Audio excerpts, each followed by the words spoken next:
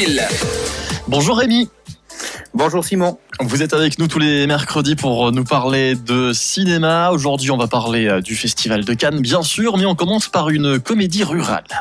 Exactement, Les Folies fermières de Jean-Pierre Améris. C'est l'histoire vraie de David, un jeune agriculteur du Cantal qui croule sous les dettes. Pour s'en sortir, il a l'idée de monter un cabaret dans sa grange malgré la désapprobation de son grand-père qui vit toujours sur le domaine. Armé d'une motivation inébranlable, David réussit à convaincre une danseuse professionnelle de l'aider dans son entreprise a priori farfelue.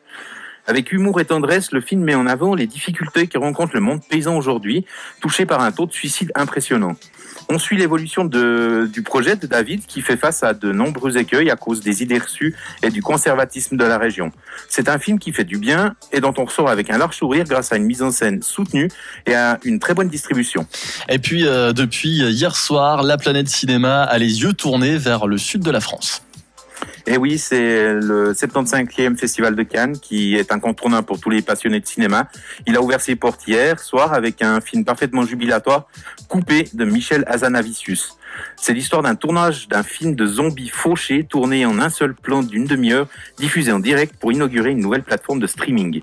Et rien ne se passe comme prévu. C'est drôle, ça explore les coulisses d'un tournage de manière pertinente et jubilatoire, et on sent clairement que toute l'équipe a pris un malin plaisir à participer à ce long métrage, qui est le remake d'un très bon film japonais de 2017 réalisé par Shinichiro Ueda. Un conseil, malgré ce qui se passe à l'écran, il est impératif de ne pas quitter la salle avant les 45 premières minutes. Pas encore visible à Sion, Coupé est à l'affiche du Corso à Martigny dès ce soir.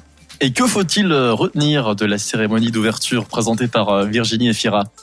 Alors, tout d'abord, le magnifique discours de Vincent Lindon, qui est le président du jury de cette année, la palme d'honneur remise à l'immense Forest Whitaker, et l'intervention depuis Kiev du président Volodymyr Zelensky, qui est un acteur comique à la base, rappelons-le, et qui a évoqué le légendaire discours de la fin du dictateur de Charlie Chaplin qui date de 1940.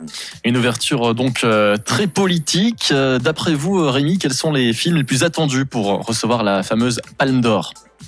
Alors, parmi les 21 films en compétition, il faudra compter sur les nouvelles œuvres de James Gray, Armageddon Time, Koreeda Hirokatsu, Les Bonnes Étoiles, Mario Martone, Nostalgia, Christian Mungiu, RMN, Kelly Reichardt, Showing Up, Claire Denis, Stars at Noon, Ruben Östlund, Sans filtre, Jean-Pierre et Luc Dardenne, Tori et Lokita, sans oublier la nouvelle œuvre du cinéaste russe dissident Kirill Sebrennikov, qui a réussi à quitter cette fois son pays pour assister au festival, La femme de Tchaïkovski, c'est le titre du film, et bien sûr la nouvelle folie de David Cronenberg, Crime du futur, qui est un scénario original écrit par lui, ce qu'il n'avait pas refait depuis Existence en 1999.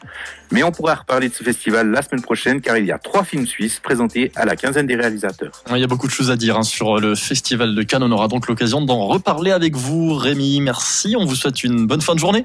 À vous aussi, merci beaucoup.